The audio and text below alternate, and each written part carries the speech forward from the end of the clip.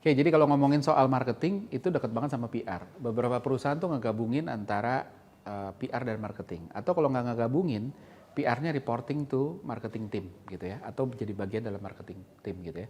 Saya beberapa tahun juga menghandle ini dan saya bukan orang PR, saya nggak sekolah PR, tapi ada beberapa pakem PR yang menurut saya nggak begitu sejalan dengan ilmu behavioral science yang juga harus sejalan sama marketing. Kita bahas hari ini. Halo, saya Ignatius Untung. Selamat datang di Marketing.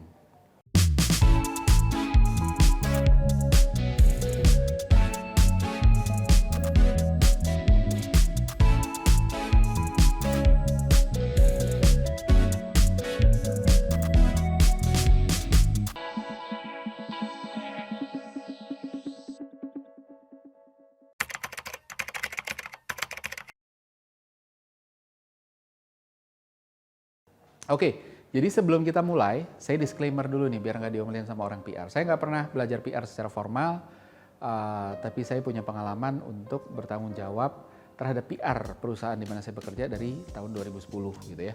Jadi kurang lebih udah 13 tahunan. Jadi yang saya sampaikan di sini bukan hal yang paling benar, tapi ini sesuatu yang saya anggap yang saya yakini ini harusnya yang kita pegang. Jadi ya silakan dijadiin referensi. Kalau dirasa cocok silakan, kalau enggak ya let's discuss. Jadi biar sama-sama belajar, saya juga bisa belajar. Yang benar tuh angle-nya gimana sih ya? Gitu. Jadi ceritanya gini, dulu saya kuliahnya advertising dan waktu saya kuliah advertising baru semester 2 kalau nggak salah keluar buku The Death of Advertising and the Rise of PR. Bayangin gimana paniknya, lagi kuliah advertising, terus habis itu keluar buku bahwa bidang kamu tuh mau mati, yang mau tumbuh adalah PR. Wah kan mulai pikir ya, tapi karena udah kadung kuliah ya udah lanjut aja deh. Hasilnya advertisingnya nggak pernah mati, walaupun sempat ada masa PR-nya ningkat pesat, tapi sampai sekarang advertising nggak pernah mati dan PR nggak pernah menggantikan advertising. Justru dengan mulai tumbangnya media cetak, PR mulai kehilangan tempat bermain gitu ya. Benar ada online tapi tetap ada yang berkurang lah. Oke, tapi lepas dari framing yang diciptakan buku itu, saya mengamini bahwa PR itu penting gitu ya. Dan kalau kita ngerti konteksnya masuk akal banget gitu ya. Nah, kita butuh ngerti framing yang gimana framing si The Death of Advertising and the Rise of PR itu muncul supaya kita juga bisa ngelihat ke depannya gimana. High levelnya adalah kan sebenarnya gini. Isu ini adalah tentang ngebangun genuine trustworthy feeling dari tentang si brand kepada orang-orang. Advertising dibilang akan mati ketika iklan semakin membabi buta melakukan propaganda sepihak. Ya wajar lah, kita yang punya brand ya kita propaganda dan sepihak. Masa kita ngajak-ngajak orang gitu ya, itu kan namanya testimoni gitu ya. Nah tapi semua pesan-pesan dalam iklan tuh rasanya sebegitu egoistik. Kita ngomong, wah saya nih bagus gitu ya. Audiens ini seolah-olah didoktrinasi untuk percaya bahwa brand tersebut terus bagus gitu ya. Nah sayangnya ketika yang ngomong bagus adalah yang menunjuk dirinya sendiri, akhirnya orang nggak percaya dan maka dari itu PR dianggap punya kesempatan. Karena PR ini kan esensinya sebenarnya orkestrasi propaganda, ini terminologi saya, mengorkestrasi propaganda dengan memanfaatkan pihak ketiga. Gitu ya. Jangan diartikan tendensius negatif gitu ya, propaganda tuh nggak selalu jelek gitu ya. Tapi pada akhirnya walaupun terus berkembang, PR nggak berkembang pada level yang dibayangkan atau digambarkan dalam buku tersebut gitu ya. Masalahnya sama, orang mulai kehilangan kepercayaan pada PR juga karena orkestrasi propagandanya pun tercium sama konsumen gitu. Wow, ternyata ini orkestrasi doang gitu ya. Bukan salahnya PR sebagai sebuah disiplin, tapi sebenarnya ada orang-orang aja yang melakukannya secara brutal terus habis itu jadi orkestrasinya nggak alami, nggak natural gitu ya. Nah, kalau advertising diprediksi mati karena isu trust, bagaimana PR bisa tumbuh besar ketika dia juga mau orkestrasi trust itu sendiri gitu. Ditambah satu hal lagi yang tidak diprediksi adalah kemunculan sosial media ya. Jadi kalau kita lihat sosial media itu kan kasih akses dan kontrol audiens ke media, ke audiens terhadap media gitu. Jadi audiens yang tadinya nggak punya akses ke media, cuma bisa jadi penonton gitu ya. Jadi sekarang jadi punya punya akses untuk bisa jadi produser juga gitu kan. Bahkan bisa bikin juga gitu, bisa ngecek juga ini bener apa enggak gitu ya. Dan ketika ada propaganda yang yang menyesatkan lah kita sebutlah ya. Konsumen juga akhirnya bisa bikin propaganda sendiri, ngomong bahwa brand ini jelek, brand B ini bohong gitu kan. Walaupun tidak dikomunikasikan secara frontal ya, tapi kita lihatlah banyak banget review produk yang dilakukan oleh konsumen yang justru esensi utamanya untuk bisa tumbuh pesat adalah kejujuran. Kalau dia nge-review itu secara jujur, bagus dibilang bagus, jelek dibilang jelek, maka dia bisa tumbuh gitu ya. Jadi konten jujur ini yang dibuat audiens ini yang bisa dipercaya oleh konsumen melebihi advertising dan juga PR gitu. Jadi atas dasar ini audiens dan konsumen memilih untuk pakai sosial media aja sebagai salah satu referensi gitu. Dan ini juga digunakan untuk mengkonfrontasi dengan propaganda advertising dan PR. Ini PR-nya bilang begitu, advertising-nya bilang begitu. Coba kita konfrontasi, lihat di sosial media gitu ya. Nah, menyikapi hal ini, maka saya ngelihat bahwa ada beberapa pakem di PR yang mungkin kita harus adjust sedikit gitu ya. Saya nggak tahu apakah ini teori yang real, tapi di beberapa perusahaan ketemu sama orang PR, hal ini keluar dan buat saya kayak, part ini kita harus adjust nih. Beberapa pakem ini sudah tidak relevan gitu ya. Monopoli kontrol terhadap media massa yang dulu dipunyain oleh PR sama advertising udah nggak ada. Setidaknya udah nggak jadi monopoli lagi gitu. Maka dari itu trust juga jadi penting untuk diperjuangkan. Gitu ya. Nah, kalau PR harus bangun image perusahaan, maka image itu harus dibangun tanpa ngorbanin trust gitu ya. Karena trust ini adalah syarat kita untuk masih tetap bisa didengar dan masih punya kemampuan untuk influence gitu ya. Ketika udah nggak dipercaya, maka kita kehilangan kemampuan untuk menginfluence gitu ya. Nah, berdasarkan pengalaman saya mensupervisi, ngejalanin fungsi PR gitu.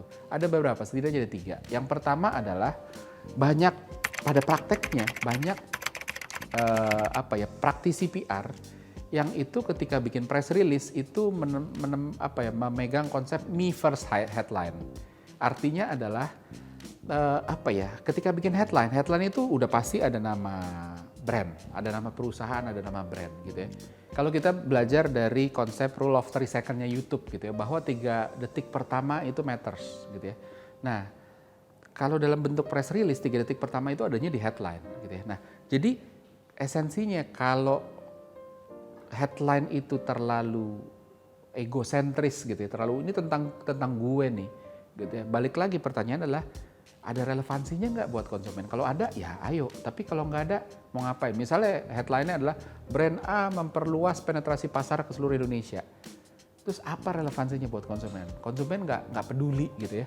Atau mencapai target mencapai target penjualan tahunan, brand B menjadi brand paling disukai di Indonesia. So what gitu buat konsumen? Nggak ada. Terus akhirnya itu tadi, orang akhirnya nggak baca. Jadi kita bisa nentuin apa yang kita mau omongin, tapi kita nggak bisa ngatur apa yang orang mau pay attention to atau apa yang orang mau serap. Dan kalau itu kita nggak pikirin, akhirnya goalnya nggak tercapai.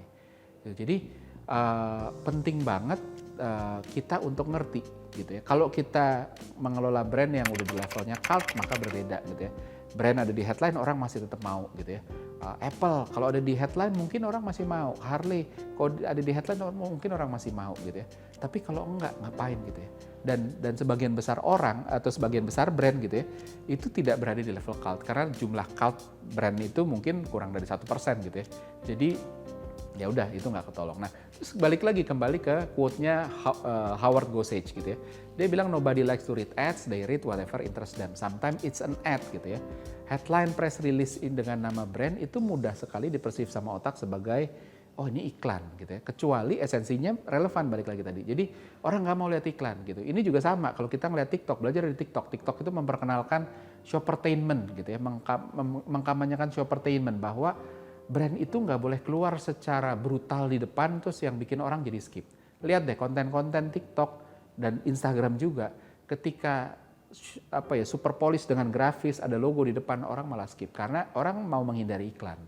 Justru harus masuk gitu. Sama kayak native ads juga sama. Nah, praktisi PR nih harus banyak melihat bahwa mereka ini satu tim sama tim marketing dalam rangka membangun brand. Dan kalau kita ngomongin brand, kita ngomongin brand story. Dan brand story itu bukan story tentang brand. Brand story adalah story tentang konsumen dalam versi terbaiknya dengan brand kita sebagai enablernya. Jadi konsumen yang harus jadi subjeknya, bukan brandnya. Jadi kita harus harus hati-hati juga sama spotlight bias gitu ya.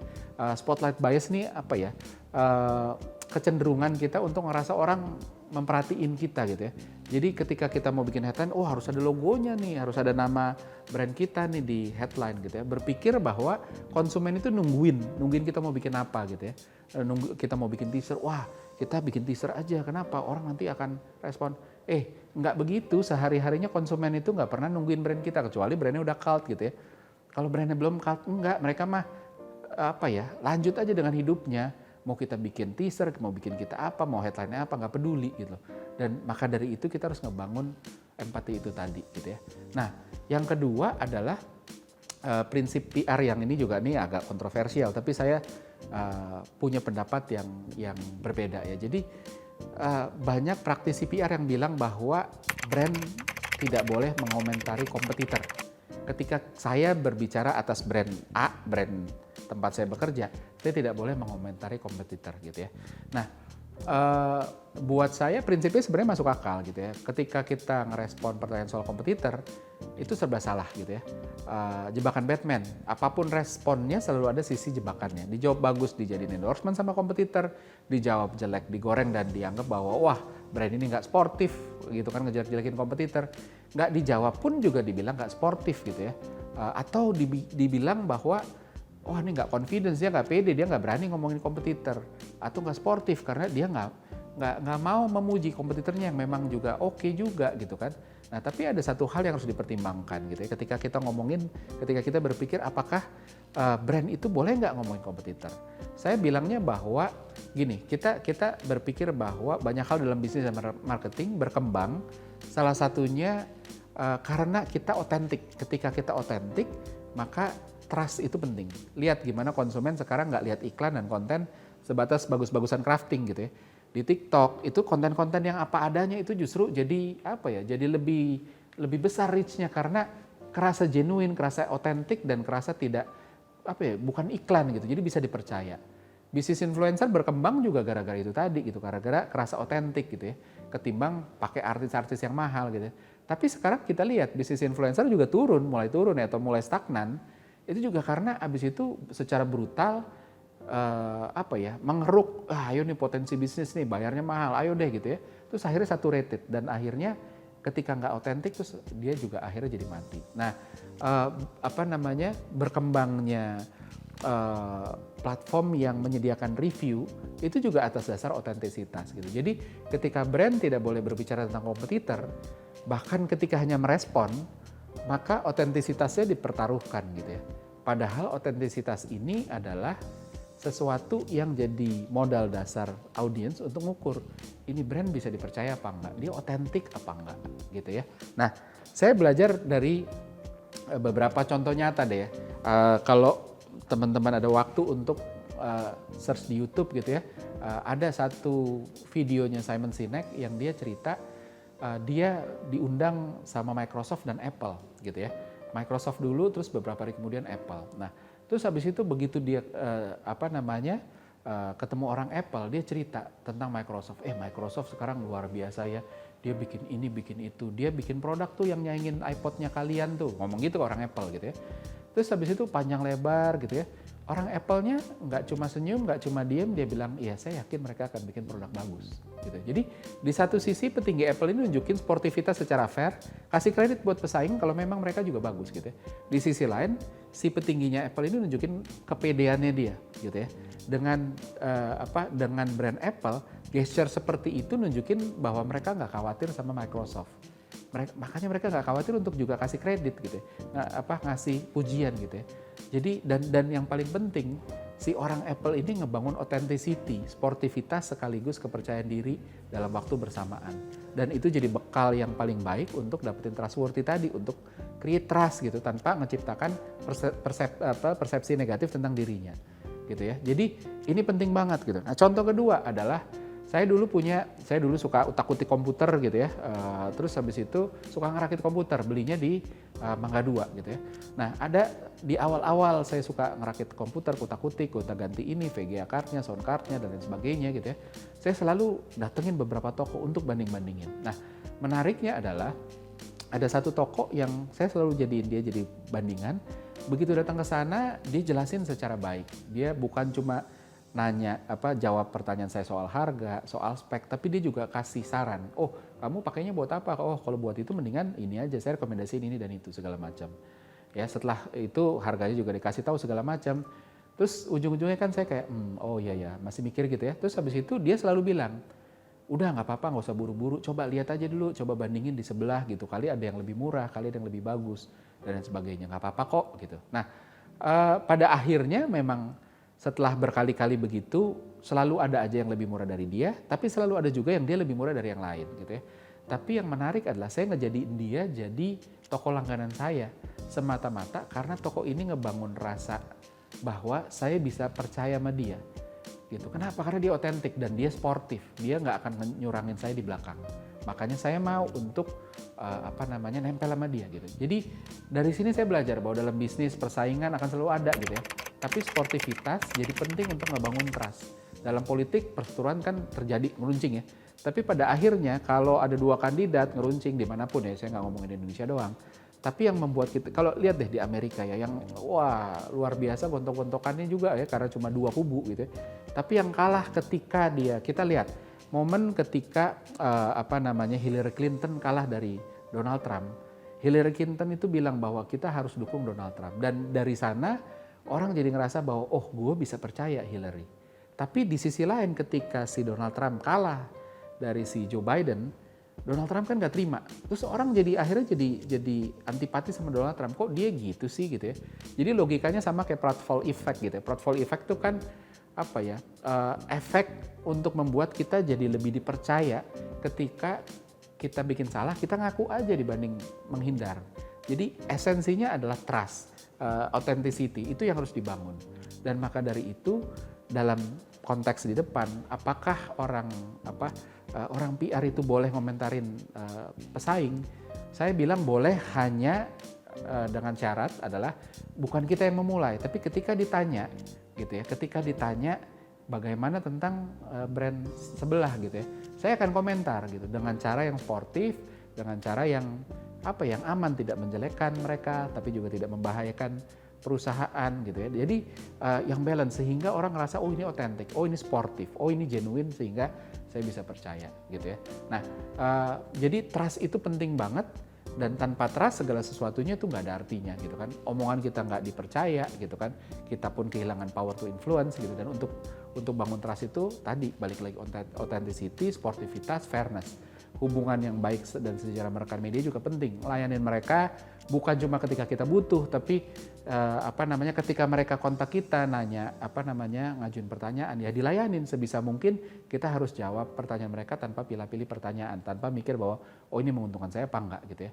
Nah, jadi saya percaya PR juga harus mengkonsider sisi manusianya dalam melakukan pekerjaan-pekerjaannya ketimbang dari sisi komunikasi. Karena komunikasinya itu kan ke manusia, dan manusia itu berpikir dengan cara yang kita bisa pelajari gitu. Seperti biasa, ini ada kuis, pertanyaan sebagai berikut.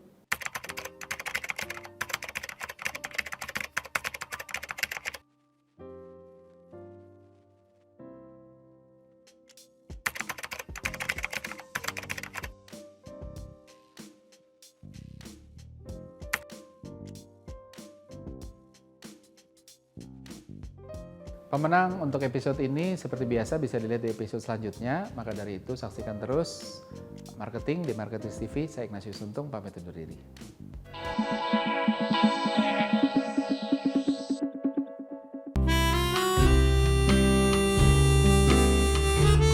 Gimana? Seru-seru kan videonya?